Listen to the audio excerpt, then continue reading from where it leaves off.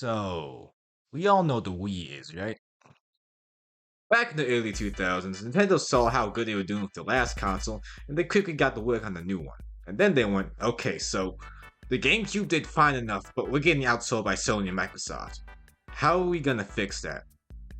We make it a rectangle. Takeda, you've done it again. Because at the time, they knew they were cooked going up against Sony and Microsoft in terms of raw processing power and graphics. So, the CEO at that point, Satoru Iwata, decided to reach a wider audience through accessibility and unique gameplay. First, they tried it out with the Nintendo DS, and that paid off. Like, really paid off. Like, Jesus Christ. Funny thing was, though, the Wii was also supposed to be a twin-screen console, but then, since the DS exceeded expectations by a wide margin, the boys at Nintendo had to hit the drawing board and make sure the Wii and DS didn't feel too samey. So one night, Miyamoto, aka the Mario guy and half the Zelda guys, went nuts playing Dance Dance Revolution and got an idea. Motion controls. So Iwata lets Miyamoto and Takeda cook for the next few years, and they officially revealed the finished product at E3 2006.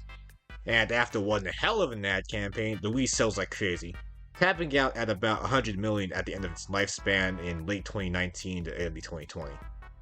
You know, for a console made out of fear that they wouldn't outpace the Xbox and PS3, it's kinda funny that it managed to outlive both of those consoles and even its own successor, the Wii U. I mean, yeah, it got power scaled hard by its contemporaries, but it had backwards compatibility for a solid 2-3 years, and a lot of the heavy hitters like Mario Galaxy, Smash Bros. Brawl, Twilight Princess, Mario Kart Wii, and for the 5 people who still care about it, Kirby's Epic Yarn, but yeah. Hey, you can play Luigi's Mansion on this thing, though. All that aside, though, it did manage to hold on to relevancy for a surprisingly long amount of time. Anyway, just like every other console with some kind of unique gimmick, so you can bet your sweet ass Nintendo's gonna try to find a way to shove motion controls down the throats of not only just a new generation of toddlers, but also their parents this time. And what's a better way to get parents into gaming besides making them think it's good for you? While it was initially created as a tech demo to gauge interest in the Wii and its motion controls, Wii Sports was a game specifically designed to appeal to both newcomers and people who've been hooked on Nintendo ever since it came out the womb. Because who would have thought that motion controls were a good way to actually emulate sports? Anyway, Wii Sports came packaged with every Wii and it got a sequel in 2009 called Wii Sports Resort. And chances are, your first encounter of these wacky little guys came from one of these games. That's right, we're talking about Miis. And as the name suggests, they're kind of a pun between the word Mii and the console they came out on. Fun fact, actually. The 2 eyes in the name Wii is actually supposed to look like 2 people standing next to each other as a stylistic choice, apparently. Anyway, second only to the console's signature motion controls, I'd argue that Mii's are pretty much the most recognizable thing to come out of the Wii. Sure, there was Smash Bros. And, well, the entirety of Mario Galaxy, but those don't really count because Mario had a good 20 years to get a head start, so, you know. Soundtrack still goes crazy, though. On the other hand, those are new, those are fresh, and back in the day, Nintendo pushed these things hard, with an equally good soundtrack. We're talking special celebrity tie-in Miis, Miis in games that had no real reason to have Miis in them. And given how extensive the Mii Maker's customization options were at the time and still kinda are, you could really push the limits to get some surprising results. And really, that was a big part of the appeal because, let's be honest, where else could you get, I don't know, Peter Griffin sword fighting a sentient hamburger? Okay, maybe that's a bad example, but Fortnite is an outlier and will be treated as such until further notice. The point being, though, while character customization has been gaining more and more traction over the years and the concept's been around way longer than Nintendo and Mii's have, intentionally or not, they've pioneered the way for absolutely insane customization, predating the entire Souls franchise by a good 3 years. Also, you had the inherent novelty of being able to throw yourself into a game and having the game actually be pretty good, which was a rarity at the time. Come on, what little kid wouldn't take a chance to literally dunk on their parents if given the chance, right? So, Wii Sports and its sequel Wii Sports Resort. Basic idea behind these games, and by extension Wii Fit, was that you could use motion controls to simulate playing actual sports, which was technically better than doing nothing on the couch, so it had that much going for it. Though Wii Sports and Wii Fit were more exercise adjacent, while Wii Sports Resort was more of an actual game, but that's not why we're here technically. You see, while Miis were heavily prominent in the Wii Sports and Wii Fit series, They were used more like avatars, or U-shaped action figures for you to mess around with while you swap through minigames. That isn't to say that Wii Sports didn't have its own cast of unique characters, but let's be honest, it's not like you love Matt for his extensive lore that Nintendo gave him none of or anything.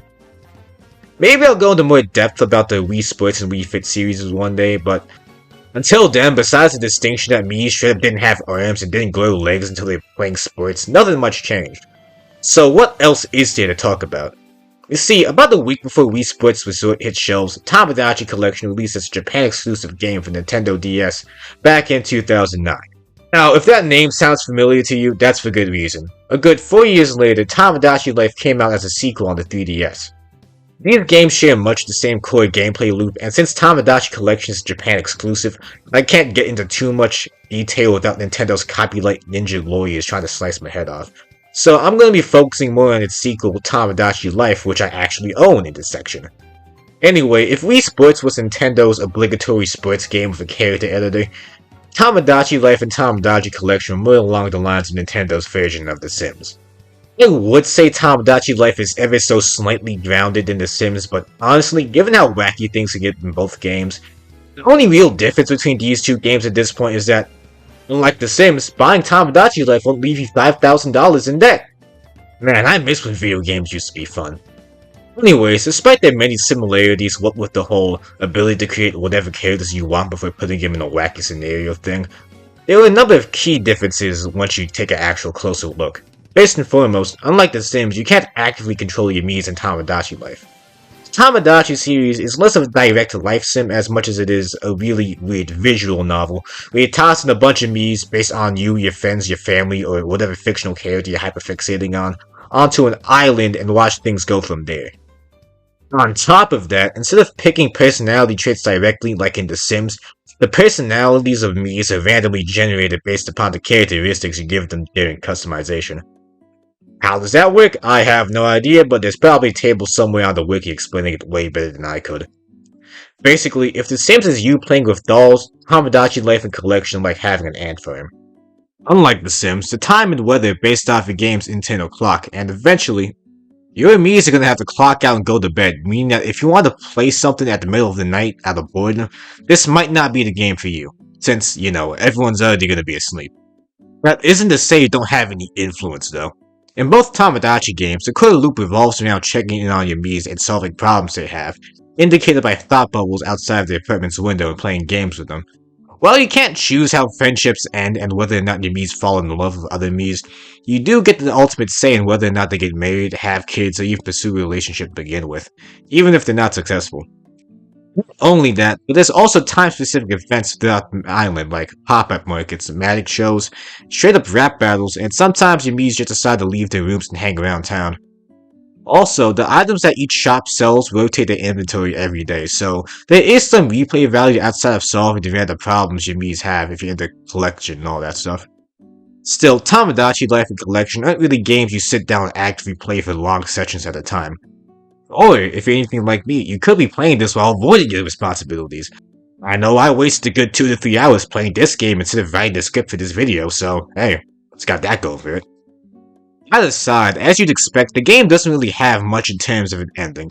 Sure, you get the credits after your island's first baby grows up into an adult, but after that, you still get to play the game afterwards. The thing is, though, once they do grow up, you get a choice between letting them stay on the island as a resident, or letting them leave the island to go check out other islands, do Spot Pass and Street Pass. The thing is, though, those are exclusive features that kinda don't work like they used to. Basically, in an effort to get people to go outside more, Nintendo decided to throw a pedometer into the 3DS. With this pedometer came Street Pass, and then later, I think, Spot Pass. Basically, how Street Pass worked is that if you passed someone who was also using a 3DS in public, you get special in-game rewards like clothes and accessories. And Spot Pass worked similarly, but the difference was, it just straight up shoved the items into your game through the internet.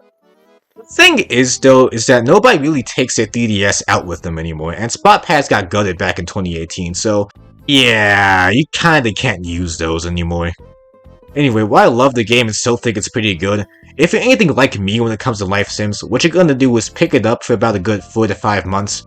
Forget about your save, not touch a game for a good, I don't know, 2 to 3 years, and then pick the game back up, or fixate on it for a good 3 to 5 months again, and then repeat the process until the end of time. Still, I think there's enough charm to keep you coming back every so often, as long as you're not expecting anything too crazy on your first couple days of playing. Anyway, that's enough about me. Let's talk about you. Aww. Yeah, the Wii U era was a tough time for Nintendo as a whole, and a bit of a dry spell for the few remaining Mii heads out there like yours truly.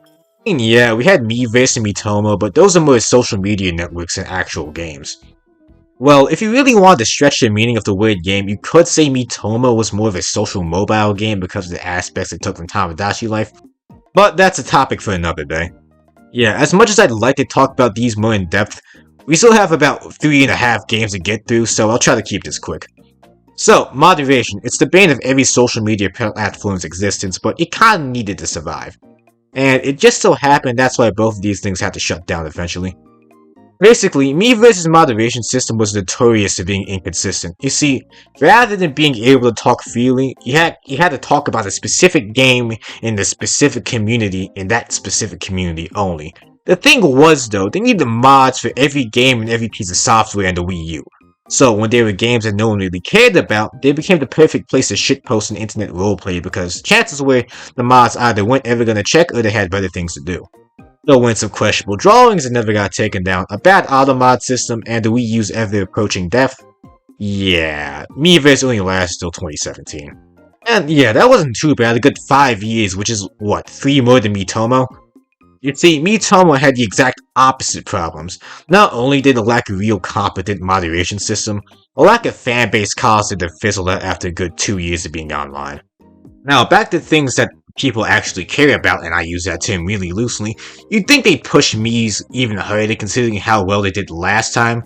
But you have to consider one thing. The Wii U bombed. Like, hard. It isn't to say it didn't have its fair share of good games, but let's be honest. Who was going to pay for a subscription just to play Wii Sports? So, Wii Sports Club. Basically, this was the newest installment in the Wii Sports series at the time, and it was unique in the sense that you had to pay a subscription for it, and technically speaking, you could buy permanent access for sports for like $10.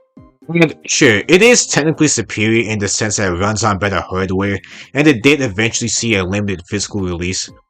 But the thing is, the reason why the original Wii Sports did so good was because of its ease of accessibility, and the fact that it was actually pretty fun as a game outside of the fact that it was free.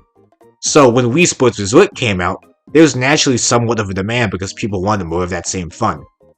Here though, well by golly gee, unless you were Mr. Moneybags, you could pay for an annual subscription to, stack the original physical release while it was out. Chances were you could spend your money on the few actually good games the Wii U had, like, Smash Bros. Well, what if that wasn't actually enough for you? What if you also wanted them to not just beat the living hell out of each other, but also both of the Mario Brothers, Sonic, and Jay-Z himself? A big part of Smash 4 was that you could customize any character's moveset to fill more specific niches that maybe fit your playstyle better. And what better way to represent that than giving you 3 characters that had that as your entire gimmick?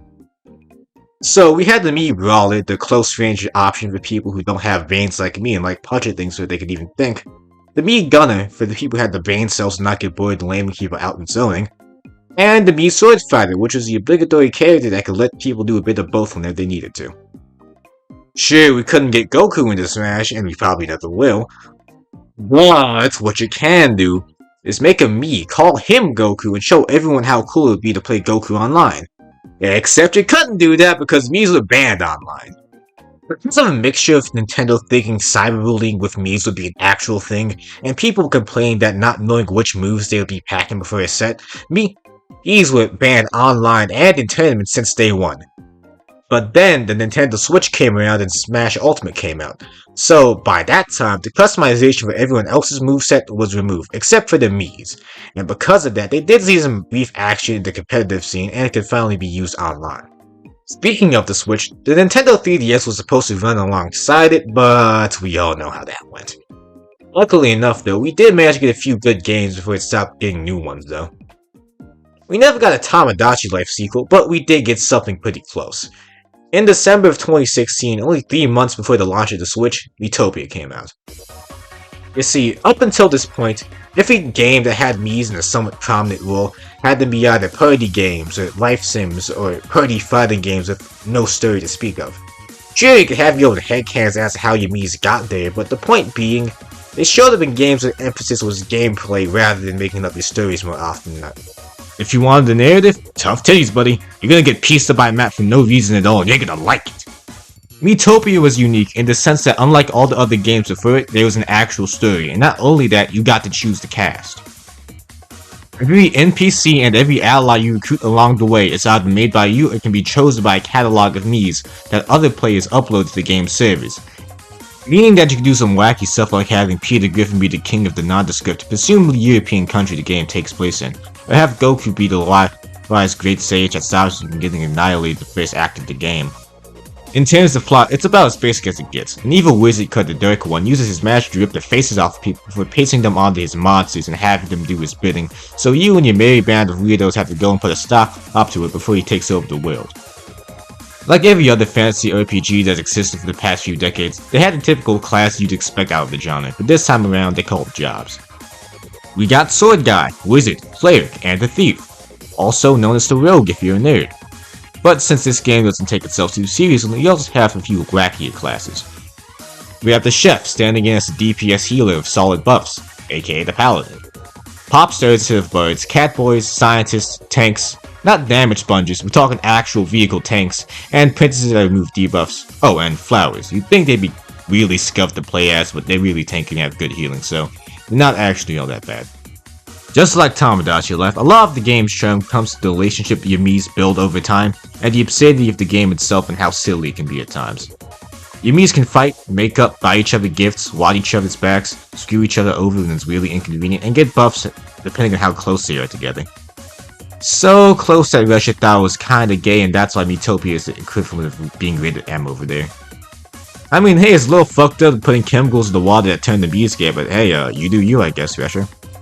So, yeah, if you're looking for something that'll have you questioning your existence Hideo Kojima style, this probably isn't the game for you. But in terms of sheer absurdity, Kojima games can be pretty up there too if you play them for long enough, so hey, it actually kinda evens out. Now don't get me wrong, this game isn't perfect by any means, it's barely figuring out as long as the combat's pretty simple, so it can get kinda repetitive at times. Not to mention, the only Mii you can actually control is your character, Persona 3 style. Because of this, the AI has a tendency to make moves that may negatively affect the relationship between them and the other party members, which can be interesting at times, but when you're trying to fight a difficult boss and two Miis want each other dead, it's not exactly fun seeing them sabotage each other and build a fight because they can't just hug it out. Still though, it was received well enough to push 1.2 million copies, and 5 years later it got a remake on a Switch that actually outsold it, pushing 1.7 million units. I mean, what other Nintendo game has Future Base in it?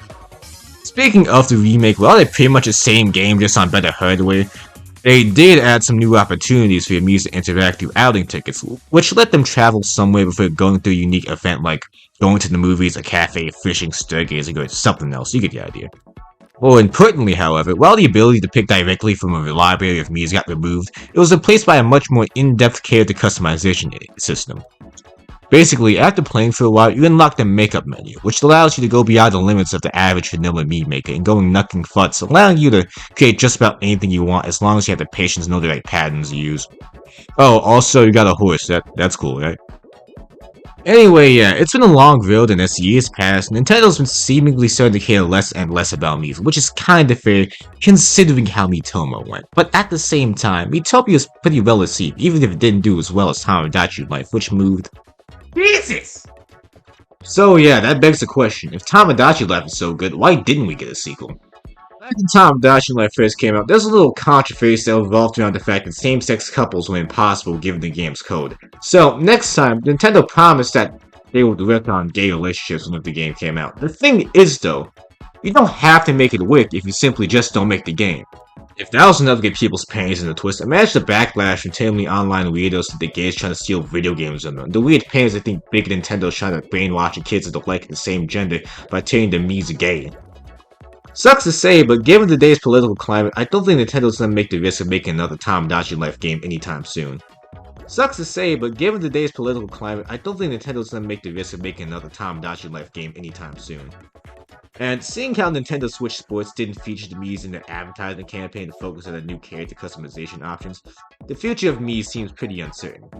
But seeing how far they've come from being walking bowling pins modeled after the lowercase I, I'd like to think they'll be around longer than we think. As long as stores exist, there's going to be people that want to shove themselves into it somehow, and because of that, Miis will have a niche in the gaming landscape as long as Nintendo sees that there's some interest in them. Also, the Wii's almost old enough to drink, so that has to count as something, right? Maybe we'll see some nostalgia bait in a couple years and the Wii had its 20th anniversary or something, who knows? But since this is like my longest video ever at this point, I think that's enough talk for now. So, if you liked the video, like, comment, subscribe, hit the bell, all the algorithm stuff, and thanks for watching. Peace.